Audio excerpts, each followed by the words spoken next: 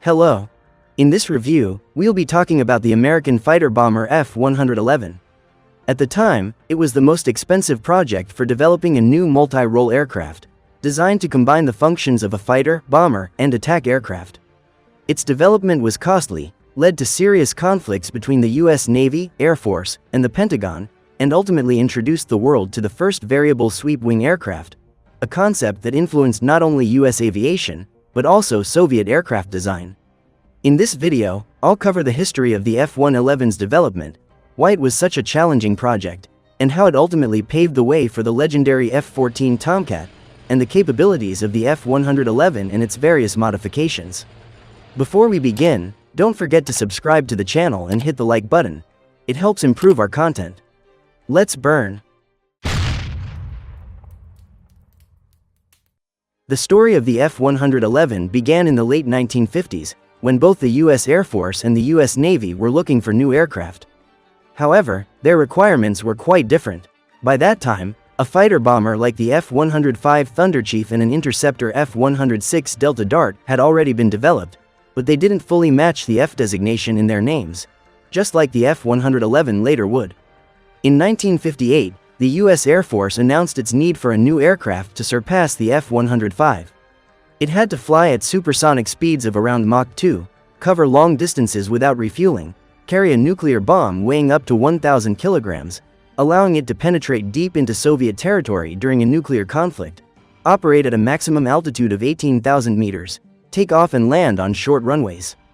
Essentially, the U.S. Air Force was asking for a supersonic bomber, not just a fighter bomber. Even at that time, it was clear that these requirements were extremely ambitious and difficult to achieve. By 1959, the U.S. Air Force had to abandon the project, as it was simply too complex and costly. However, they didn't give up on the idea. After all, the Cold War was in full swing. In 1960, the U.S. Air Force revised its demands. There's an interesting irony here. While the A-10 Warthog was essentially built around its 30mm GAU-8 Avenger cannon, the F-111 was designed around the nuclear bomb it was meant to deliver. At this stage, the F-111 didn't yet have its famous name. It was initially designated as System Development Requirement 17, shortly SDR-17. The new requirements included a top speed of Mach 2.5 at high altitudes and Mach 1.2 at low altitudes. The ability to take off and land on runways no longer than 900 meters. A range long enough to allow the aircraft to fly from the US to Europe across the Atlantic Ocean without refueling. An internal weapons bay capable of carrying 1 or 2 nuclear bombs, each up to 450 kilograms. The ability to carry additional bombs, missiles, and external fuel tanks on underwing pylons, with a total payload capacity between 6,800 kilograms and 13,600 kilograms. This was still a massive engineering challenge, and to make things even more complex, the U.S. Air Force introduced a new nuclear strike doctrine for the aircraft. The new strategic doctrine for the aircraft was called low-low-high, and it required flying at very low altitudes, below radar detection, at speeds between Mach 0.95 and Mach 1.2 for up to 1,200 kilometers. Reaching the target and dropping a nuclear bomb, after the strike, the aircraft would climb to a high altitude and return to base. This mission profile was designed not only for nuclear bombs but also for conventional bomb deliveries. However, it played a key role in shaping the F-111's final design. The U.S. Air Force had laid out its vision, but the real challenge was turning it into a working aircraft. And that's where things started to get really complicated.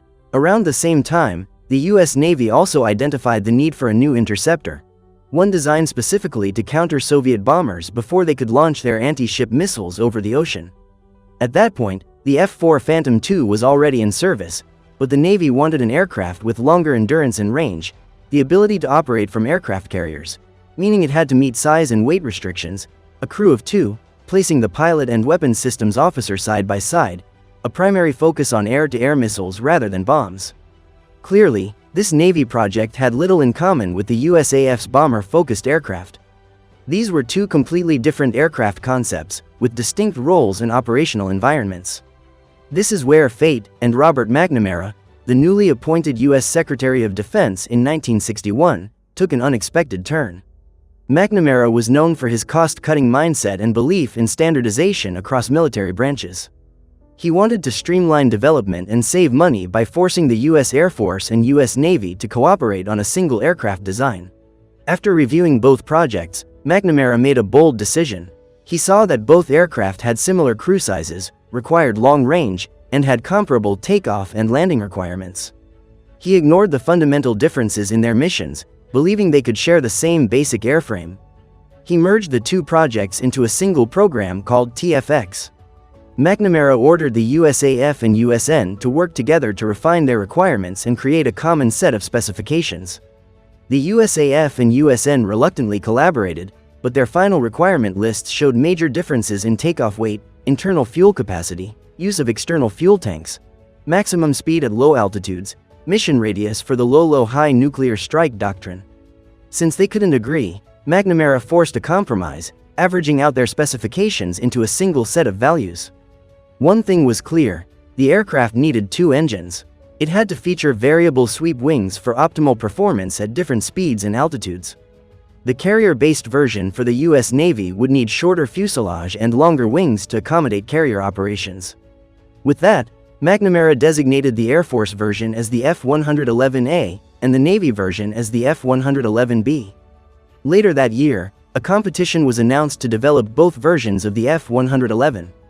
The decision to merge two fundamentally different aircraft into one would prove disastrous, leading to engineering nightmares, conflicts between the USAF and USN, and an expensive, drawn-out development process.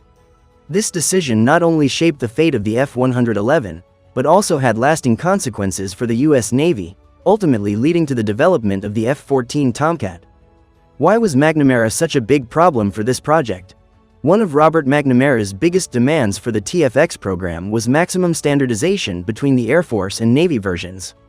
His main goal was cost savings, aiming to produce a single aircraft that could serve both branches with minimal modifications. This was the most critical requirement he imposed on the project, and it turned out to be one of its biggest flaws. Due to constant design revisions, extended development timelines, and engineering challenges, including problems with the air intakes, airframe, and wings, the project dragged on for years. The final cost of development skyrocketed to over $1.2 billion, a record-breaking sum for the time. Adjusted for inflation, that would be over $12 billion today. Despite the major risks and impossible requirements, the U.S. Department of Defense launched the TFX competition in 1961. A total of 6 companies submitted proposals: Boeing, McDonnell Aircraft, and Douglas Aircraft, who later merged to form McDonnell Douglas, General Dynamics and Grumman, Republic and Chance Vought, Lockheed, North American. All of them knew the risks. Meeting McNamara's unrealistic demands was nearly impossible. To make matters worse, he gave them only a few months to submit a fully developed concept, which wasn't enough time to create a well-researched and justified design. But the biggest challenge remained the same: how do you create two aircraft that look almost identical but serve completely different roles? To further standardize the aircraft, the competitors were only allowed to choose from 3 jet engines: Allison and Rolls-Royce Arkansas 168, Pratt & Whitney TF-30, and General Electric MF-295. Last one was still in early development. Each of these engines had advantages and disadvantages, but one stood out. The General Electric MF-295 was the lightest and smallest of the 3, making it the best fit for the U.S. Navy's requirements for a carrier-based fighter. It was compact, yet powerful, providing performance comparable to the other 2 engines while reducing the aircraft's weight. As a result, 5 out of 6 competing teams chose the General Electric MF-295 engine. However, one team, General Dynamics and Grumman, went against the trend and submitted a proposal using the Pratt & Whitney TF-30 engine instead. The TFX program was now in full swing, but the competition would take a controversial turn. The decision to forcefully merge 2 completely different aircraft concepts would lead to one of the most expensive and divisive military aircraft projects in history. And spoiler alert, the Navy would eventually abandon the F-111B, and the Air Force would be left with an aircraft that took years to refine. In January 1962, the U.S. Department of Defense rejected all proposed designs. None of them fully met the combined requirements set by the Air Force, Navy, and Secretary of Defense Robert McNamara. One of the biggest issues was that none of the designs were suitable for carrier operations. This was due to multiple factors, including excessive weight, weight limitations, and cost. The Navy wanted a design that could handle the aircraft's weight, but could also provide a making catapult launches and arrested landings on aircraft carriers problematic. Landing and takeoff challenges, especially on short carrier decks. However, two designs were singled out for further refinement: General Dynamics and Grumman and Boeing. Each of these projects had specific strengths, but neither fully met the Navy's needs. General Dynamics and Grumman had chosen the most reliable engine available, the Pratt & Whitney TF-30, rather than the still-in-development General Electric MF-295. McNamara didn't want to risk using an unproven engine, which could delay the project indefinitely. But their aircraft wasn't suitable for carrier operations. It had serious takeoff and landing issues. Boeing's design was appealing because it used a lighter engine, which could have met the Navy's weight restrictions. Boeing also had an advantage in variable sweep wing technology, as they had already been researching it for several years. But their aircraft still didn't meet many of the required specifications. Despite these issues, McNamara gave both teams a second chance. In January 1962, McNamara gave recommendations for improvements. General Dynamics and Grumman were told to reduce the aircraft's weight and modify the wing design to better meet carrier requirements. Boeing was advised to switch to the Pratt & Whitney TF-30 engine, instead of waiting for the General Electric MF-295 to be completed. Both teams were given additional funding and 3 more months to redesign their aircraft for the second phase of the TFX program. However, this was still not enough time, and the technical demands remained extremely high. After 3 months of modifications, both teams submitted improved designs. However, in May 1962, the revised proposals were once again deemed unsuitable. The fundamental issue was that the TFX program was Air Force-led, meaning the USAF controlled the design and technical specifications of the airframe. As a result, the new designs were better suited for Air Force needs than for the Navy's carrier-based requirements. The USAF still saw potential in the project and believed that, with further refinements, they could achieve their goals. The USN was completely opposed. Nothing about the aircraft was working for them. The TF-30 engine was underpowered and unreliable for a carrier-based jet. Even on paper, the F-111B variant was too heavy for aircraft carrier operations. This put Boeing in a particularly difficult position. Switching to the heavier TF-30 engine made their aircraft significantly heavier. As a result, it no longer met the Navy's weight restrictions, making it unsuitable for carrier operations. The TFX program was turning into a massive controversy, with the Air Force and Navy locked in a heated dispute over the project's future. With both designs still not meeting requirements, a final decision had to be made. This led to one of the most controversial contract awards in U.S. military aviation history, with political interference, industry lobbying, and a final decision that enraged the Navy. Despite ongoing dissatisfaction from both the USAF and USN, the TFX project was given yet another chance. Initially, only 3 weeks were allocated for final revisions, but this was later extended to 45 days. By late June 1962, the updated proposals from Boeing and General Dynamics and Grumman were reviewed again. The USAF preferred Boeing's design due to several technical advantages, such as air intake placement, which they found more efficient, wing construction, which was innovative and included the use of titanium alloys and other new materials. Boeing's approach to meeting carrier requirements was to reduce the aircraft's weight, while General Dynamics and Grumman opted to increase wing length instead. The USN, however, completely rejected Boeing's design, as it still did not meet their carrier-based requirements. Despite Navy opposition, the Boeing design was declared the winner of the TFX competition in the summer of 1962. However, just a few months later, in the fall of 1962, Robert McNamara overturned the decision and awarded the contract to General Dynamics and Grumman. McNamara justified his decision with several arguments. Boeing's air intakes were too complex. They required a completely new design, which posed development risks and could delay production. New materials for the wings were too experimental. Boeing planned to use titanium alloys and structural thicknesses never before used on aircraft, which added unnecessary risk. Increasing wing length, as in the General Dynamics design, was better than reducing weight. Boeing's weight reduction approach could lead to other unforeseen structural issues. Cost savings was the key factor. The General Dynamics and Grumman designs for the F-111A and F-111B were 83.7% identical, while Boeing's designs were only 60.7% identical. This meant that the General Dynamics design would be cheaper to produce, which was McNamara's top priority. As a result, in December 1962, the US government placed an official order for 18 prototypes of the F-111A and 5 prototypes of the F-111B. The first prototype of the F-111A successfully flew in 1964. Shortly after, testing of the F-111B also began. And as expected, it was a total failure. The Pratt & Whitney TF-30 engine was underpowered and too heavy. The aircraft struggled to reach Mach 1 during testing. Carrier takeoffs were extremely dangerous. The aircraft was too heavy and underpowered for safe operations. No matter what adjustments were made, the F-111B simply could not work for the Navy. By 1968, after years of trying to salvage the project, the US Navy officially withdrew from the F-111 program. After abandoning the F-111B, the Navy immediately shifted focus to a new fighter project, initially called Naval Fighter X, shortly VFX, which would eventually lead to the development of the legendary F-14 Tomcat. In total, only 7 F-111B prototypes were ever built before the Navy scrapped the program. The F-111 program ended up being one of the most expensive and controversial military aircraft projects in history. The Navy completely abandoned it after wasting years and millions of dollars. The Air Force eventually managed to refine the F-111A into a functional aircraft, but it took much longer than expected. The biggest mistake was McNamara's insistence on forcing 2 completely different aircraft concepts into one design, which ultimately failed for the Navy.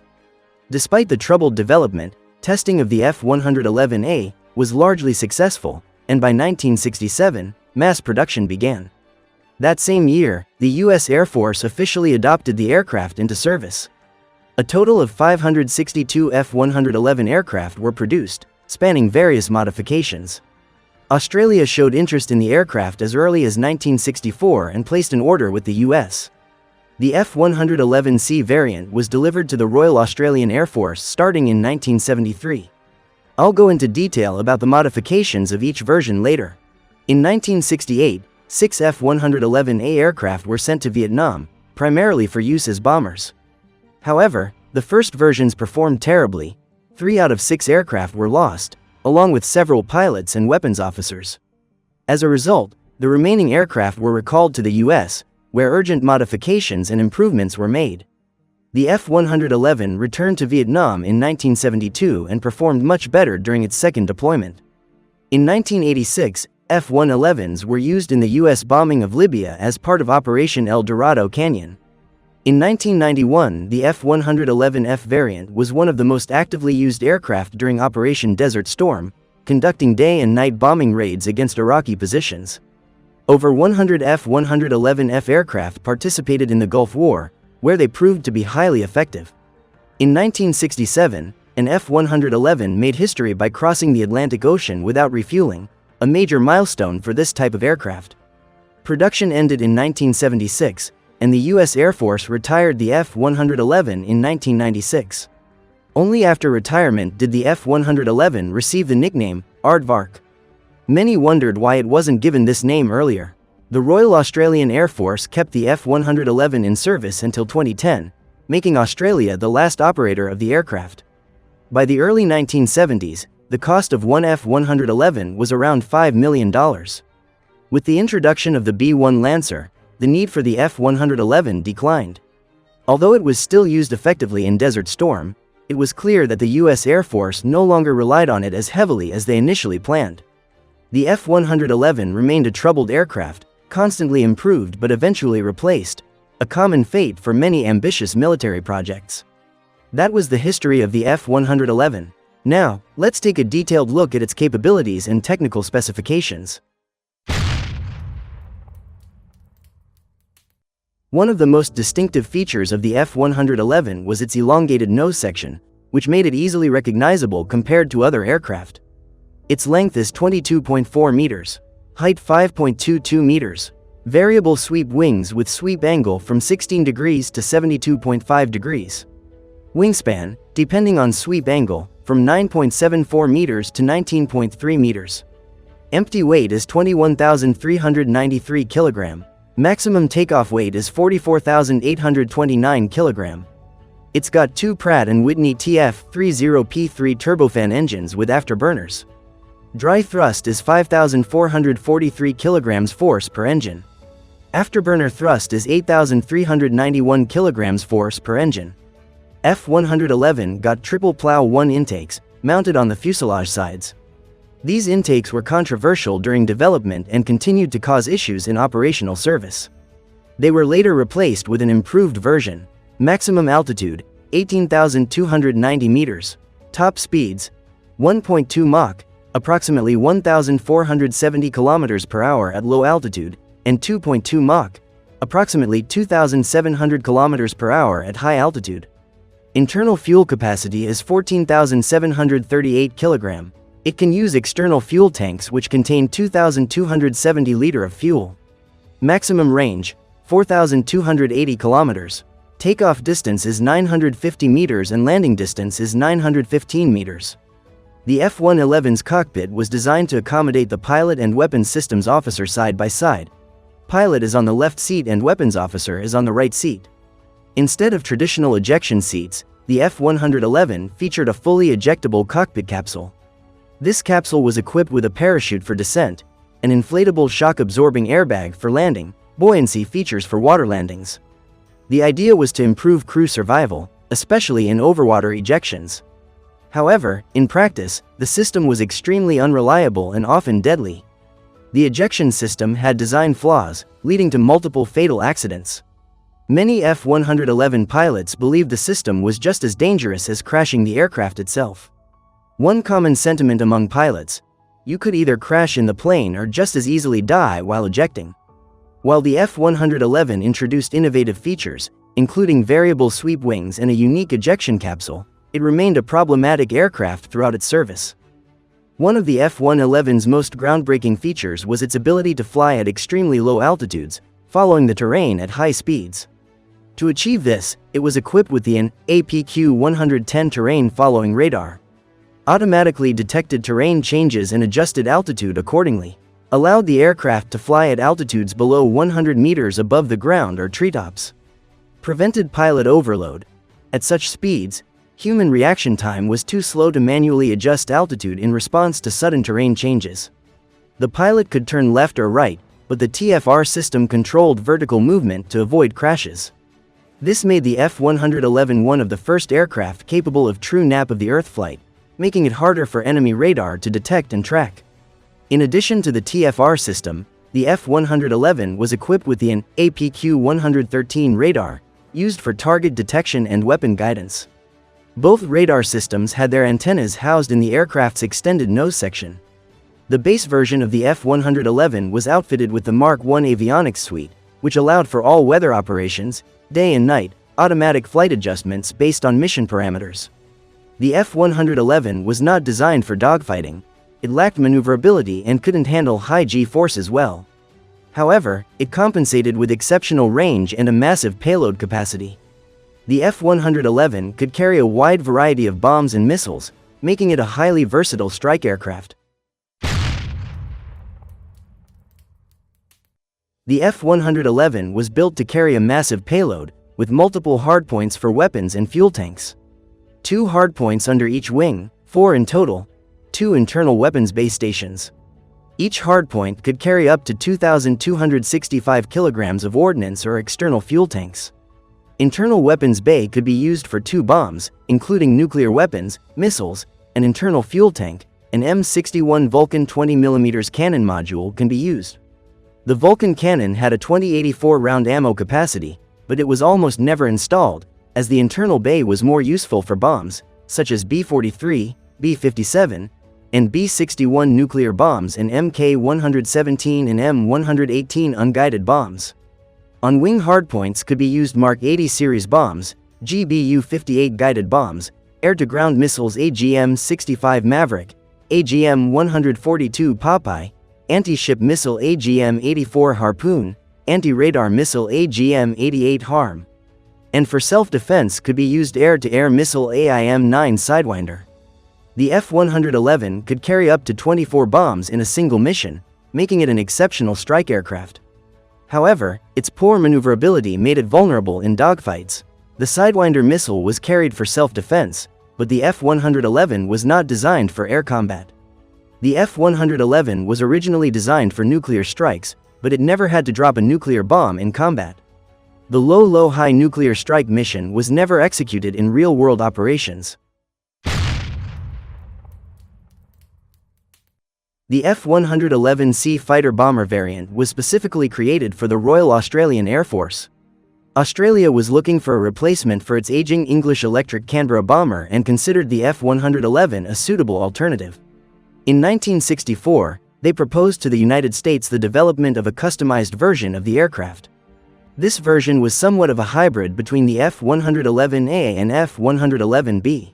Notably, it adopted the extended wings from the U.S. Navy's variant. As a result, the maximum wingspan varied depending on the sweep angle, reaching up to 21.3 meters. The aircraft's length remained the same as the base model, and the wing sweep angle also remained adjustable within the same range.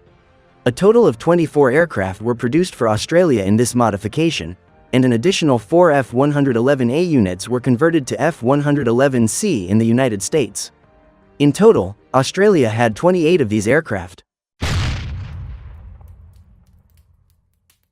Further improvements to the baseline F-111 version had somewhat confusing designations. Following the F-111A came the F-111E variant.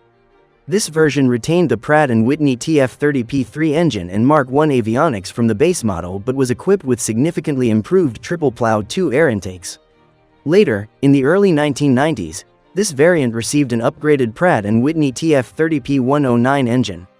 With this modernization, the maximum flight speed increased from Mach 2.2 to Mach 2.5. A total of 94 F-111E aircraft were produced. Next came the F-111D variant. This wasn't the first time that designations in the US military didn't follow alphabetical order. Something similar had happened with missiles as well. The reason for this was quite simple. The development of the improved F-111D version was significantly delayed. As a result, the Air Force proposed making minor improvements to the F-111E and delivering these aircraft more quickly as a temporary solution, which was done. The significantly upgraded F-111D ultimately appeared a year later than the F-111E. The F-111D was equipped with a new AN APQ-130 radar instead of the AN APQ-113, as well as an upgraded terrain-following radar, the AN APQ-128. It also featured the new Mark II avionics suite and an improved Pratt & Whitney TF-30P9 engine. Additionally, the landing gear was enhanced. A total of 96 F-111D aircraft were built. The F-111F was the best variant compared to the previous versions. It was equipped with a new Pratt & Whitney TF-30P100 engine, which allowed the aircraft to reach a maximum speed of Mach 2.5. The landing gear was improved, and the upgraded Mark IIB avionics significantly expanded the aircraft's capabilities. A new AN APQ-144 radar was installed, along with an upgraded terrain-following radar, the AN APQ-146. The aircraft was also equipped with the AVQ-26 paved tack targeting pod, which enabled laser designation and guidance for laser-guided bombs. This same system was also installed on the Australian F-111C variant. Additionally, the F-111F was capable of carrying the GBU-15 bomb. A total of 106 aircraft were produced in this modification. This was the last major variant, and as the role of the F-111 as a bomber became obsolete, due to the emergence of more specialized fighter or bomber aircraft, production was discontinued. However, other F-111 variants were developed for different purposes. The FB-111A was a strategic bomber designed to fly ahead of the B-52 in the event of a nuclear war, destroying anti-aircraft installations, their radars, and clearing the way for the B-52, which would carry nuclear bombs. The FB-111A, an extended version of the F-111A, earned the nickname Switchblade upon entering service with the U.S. Air Force, a name that perfectly reflected its intended role. Those who have seen the movie Bridge of Spies may remember the scene where an American pilot, flying a U-2 reconnaissance aircraft, was photographing military sites over the Soviet Union before being shot down by a Soviet surface-to-air missile. This incident happened in 1960, and a similar situation occurred 2 years later.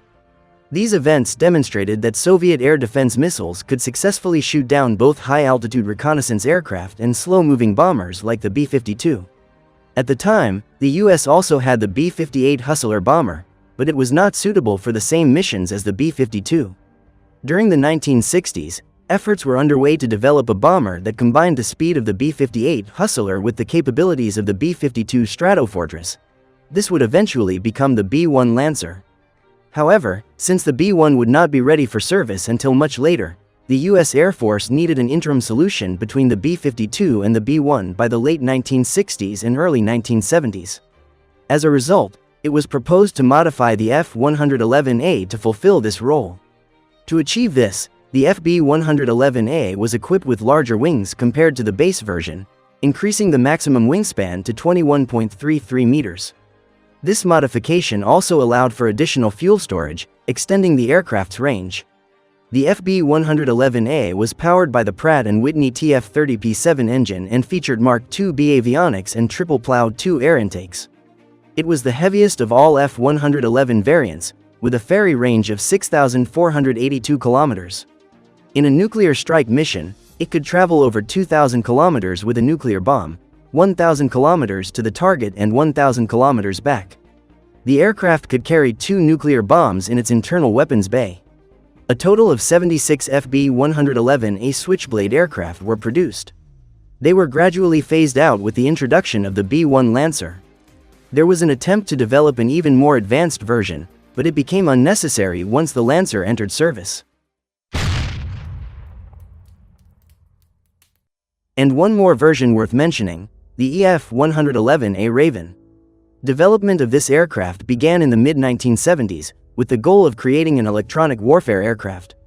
Initially, the plan was to convert 2 F-111A aircraft into EF-111As, but later, the total number of EF-111A units was increased to 42. In the 1980s, the EF-111A was upgraded with the Pratt & Whitney TF-30P9 engine, although it originally used the same engine as the F-111A. The aircraft was equipped with the ALQ-99E electronic warfare system from Raytheon, which allowed it to jam signals over long distances. If the EF-111A itself was targeted by enemy electronic warfare systems, it used the AN/ALQ-137 system for countermeasures and self-defense. Additionally, the AN/ALR-62 threat warning system was installed to alert the crew if a missile was locked onto the aircraft. To accommodate all the transmitters, a narrow fairing was added beneath the fuselage, housing the antennas and electronic equipment. The EF-111A was actively used during Operation Desert Storm and was officially retired from service in 1998. And that concludes the story of the F-111 fighter bomber. I hope you found this video interesting and informative. Don't forget to subscribe to the channel and hit the like button. That's all for now, wishing you clear skies. Take care.